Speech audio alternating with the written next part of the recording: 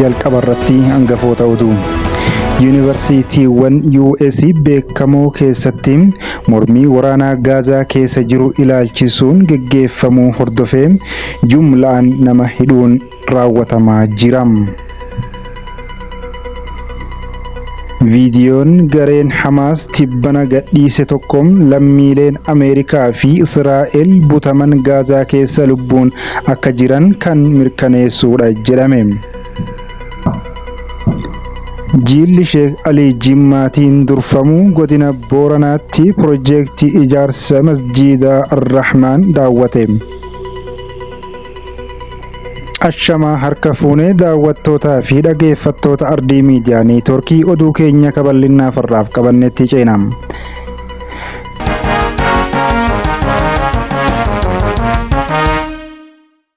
Yuunivarsiitiiwwan US beekamoo keessatti mormii waraanaa Gaazaa keessa jiru ilaalchisuun geggeeffamuu hordofee jumlaan nama hidhuun raawwatamaa jira. Mormii kana ilaalchisuun ergaan miidiyaalee hawaasaa irratti maxxanfaman baay'inaan intifaadaa diddaa biyyoota Arabaa waliin wal qabsiisu. Intifaadaan kun yeroo mormii cimaa warri Filisxeem Israa'el irratti geggeessan waliin wal qabsiisuuf gargaaram. Ergaawwan miidiyaalee irratti maxxanfamanii fi mormitoonni baay'een deebii waraana Gaazaa keessatti geggeeffamaa jiruuf intifaadaa sadarkaa idil addunyaatti akka guddachuu qabuuf waamicha taasisu. Namoonni tokko ammoo intifaadaa hayyoota jechuun gara sadarkaa intifaadaa sadarkaa idil addunyaatti guddachuu qaba jechaa jiru. Barattoonni dachee barnootaa keessa ba'anii dunkaana buufachuun duula waraana Israa'el Gaazaa keessatti geggeessaa jirtu mormaa jiru. Yeroo ammaa kana mooraa yuunivarsiitii guutummaa US keessatti argaman keessatti barattoonni dhibbaan lakkaa'aman to'atamaniiru. Dhaabbileen barnootaa mormiin kun keessatti dhalatan Niw Yoork keessatti kan argaman Yuunivarsiitii Koolombiyaa fi Yuunivarsiitii Niw Yoork Berkeleetti kan argamu Yuunivarsiitii Kaalifoorniyaa akkasumas Yuunivarsiitii Michigaan keessatti argamu. Boostaan keessa kan jiran kolleejjii Emersaanii fi Yuunivarsiitii Tuftis keessatti akkasumas Kaambiriijitti dhiyoo kan jiru Inistituutii Teekinooloojii Masaachuuseetis MIT keessatti mormiin gaggeeffamaa jira. Barattoonni hiddi dhaloota isaanii Yihudii ta'an baay'een haalli mooraa keessa jiru yaaddessaadha jechuun yaaddoo qaban ibsachaa jiru. Haa ta'u malee mormitoonni kaan barattoota Yihuudota ta'anirra miidhaan gahaa jira yookiin yaaddoo keessa jiru kan jedhu dhugaa miti jechuun warri akkas jedhan gaafii sirrii mormii kanaan ka'an gara dabarsuuf warra dubbii afarsaniitu kana jechaa jiru jedhu. Aktiivistoonni yuunivarsiitiiwwan duguuggaa sanyii tumsuu akka dhaabanii fi akkasumas manneen barnootaa gurguddoo kan kaampaaniiwwan meeshaa waraanaa oomishuu keessatti hirmaatanii fi waraana Israa'el Gaazaa keessatti geggeessitu deeggaran irratti investii akka hin gooneef waamicha taasisaa jiru.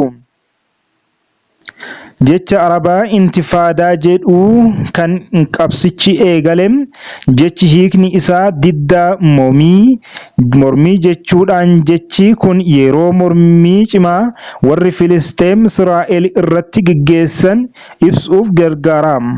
Intifaadaan inni jalqabaa bara 1987 hanga 1993tti ture. Intifaadaa inni lammaffaa ammoo bara 2000 hanga 2005tti ture. Erga onkololeessa 7 2023 Gaazaa keessatti waraanni baname jechi intifaadaa sadarkaa idil addunyaatti guddisaa jedhu miidiyaalee hawaasaa irratti bahaa jiru kun ammoo guutummaa addunyaarraa namoonni akka Israa'el irratti ka'anii mormanii fi waamicha taasisuudha. Jechoonni biroo faayidaarra oolaa jiranis jiru. Isaanis elektiroonikii itifaadaa hayyoota jechuu oomishaalee Israa'el akka leegaa lagatanii fi waamicha taasisaa jiru. Intifaadaa kanaan dura Filisxeemonni taasisan irratti Intifaadaa Filisxeem inni jalqabaa muddee 1987 konkolaataan Israa'el guddaa taankii waraanaa fe'atee deemu tokko Gaazaa keessatti konkolaataa Filisxeemonni keessa jiranitti bu'ee caccabsuu isaa hordofee ka'e. Balaa ture sanaan Filisxeemota 4tu ajjeefame. Oduu keenya kan itti aanuun viidiyoon gareen Hamaas tibbana gadhiise tokko lammiilee Ameerikaa fi Israa'el butaman Gaazaa keessa lubbuun akka jiran kan mirkaneessuudha jedhame. Waraabbiin viidiyoo kanaas yoom akka waraabame kan jedhame jiraachuu baatulleen viidicha irratti kan mul'atu lammiileen Israa'el umrii miiraan guyyoota 202 fi qabamee turuu dubbata. Lammiin Ameerikaa Kiizi Siijil ammoo ayyaana Yihuudotaa torbaaniin dura kabajame waan haasaa keessatti eeruuf viidiyichi kan dhihaanya waraabame ta'uu agarsiisa jedhameera. Namoonni butaman kunneen lamaan onkololeessa 7 2023 Hamaas wayita akka tasaa Israa'el irratti haleellaa banetti kan gara Gaazaa geeffamanidha. Viidiyicha hordofuunis maatiiwwan namoota butamanii mootummaan Israa'el bilisa akka baasuuf Hamaas waliin marii akka taasisuuf gaafatan. Hamaas suuraa namoota butamanii kanneenii kan baase yeroo Israa'elii fi Hamaas gidduutti mariin dhukaasaa dhaabuu haaraan taasifamaa jiru jedhameetittidha. Qaamoleen lamaan mariisisaa kan jirtu Masriin namoota mariisisan gara Israa'elitti erguun dhagahameera. Hamaasii fi Israa'el mariin taasisan kan mirkanaa'u yoo ta'e haala walitti fufaadhaan ta'uu baatullee Israa'el duula waraanaa lafoo kibba Gaazaa Raafaa keessatti gaggeessuuf dhaabuudhaan namoonni Gaazatti qabamanii jiran bilisa ni bahu. Lammiileen Ameerikaa Siijil haadha warraasaa Aviivaa waliin ture kan butame. Haa ta'u malee haati warraasaa Aviivaan marii dura taasifameen kanneen gadhiifaman keessaa tokko. Aviivaan erga gadhiifamtee torbaanotaan booda gaafiif deebii kenniteen abbaan warraa ishee Siijal lubbuun jiraachuu isaarratti shakkii akka qabdu dubbattee turte.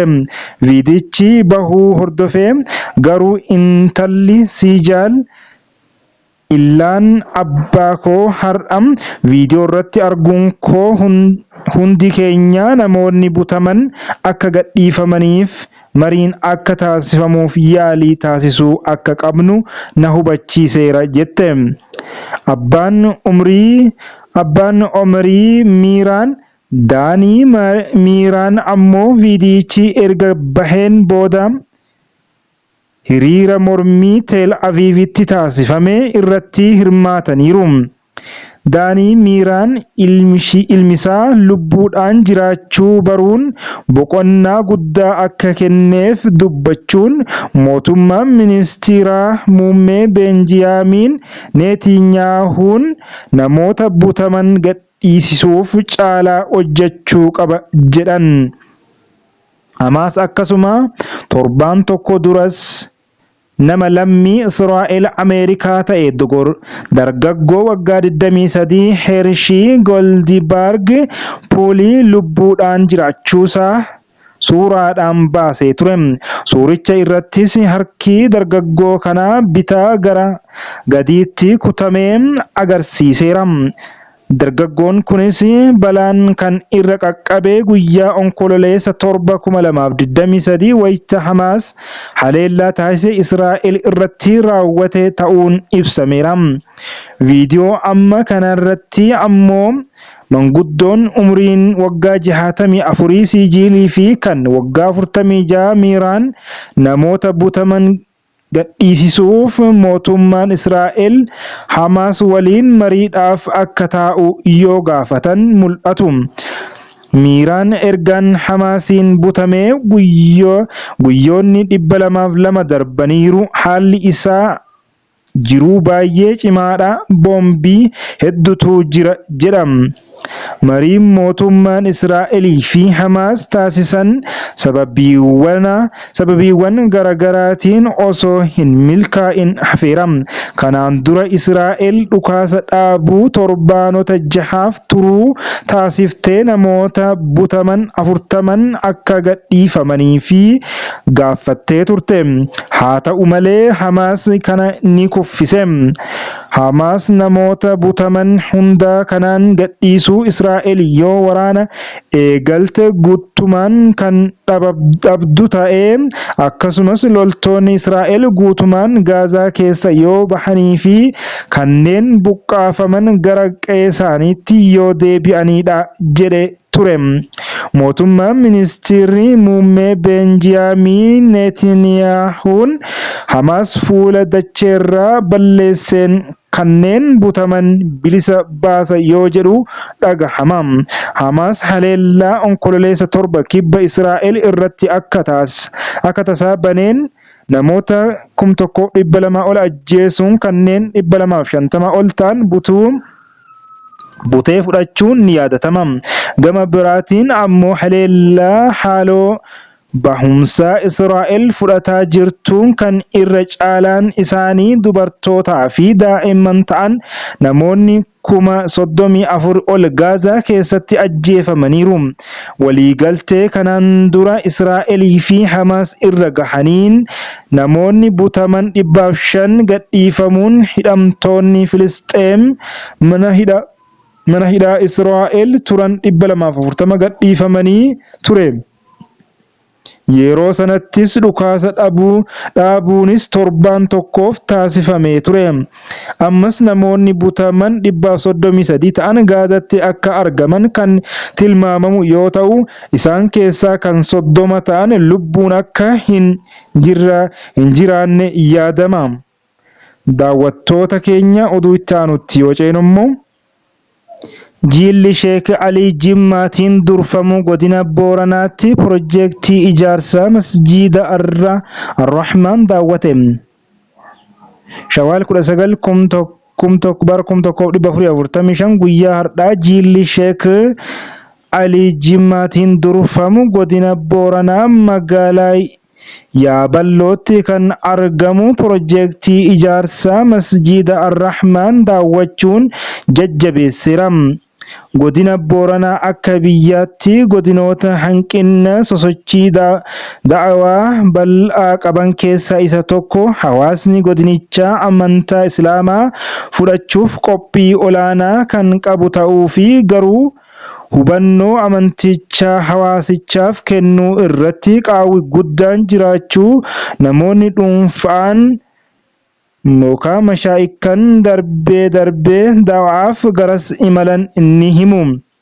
waggoottan dheeraa dura godina Booranaa fi naannawicha keessatti erga islaamummaa ummataan ga'uuf qabsoo jabaa keessa kan turanii fi masjiida ijaarsisuu irratti hojii guddaa hojjetaa kan turan keessaa tokko Sheek Alii Jimmaati. Guyyaa har'aas piroojeektii ijaarsa masjiida Ar-Rahmaan kan magaalaa Yaaballootti argamu kan daawwatan sheekichi ijaarsicha xumursiisuuf deeggarsa gama isaanii akka taasisan kan ibsan yoo ta'u, dabalataan jama'aalee musliimota magaalichaatti argamanis daawwachuun jajjabeessaniiru. Daawwattootaa fi dhaggeeffattoota Ardii Miidiyaa Neetwoorkii oduun keenya har'aaf qabanne kanumaa waan nu duukaa turtaniif galatooma.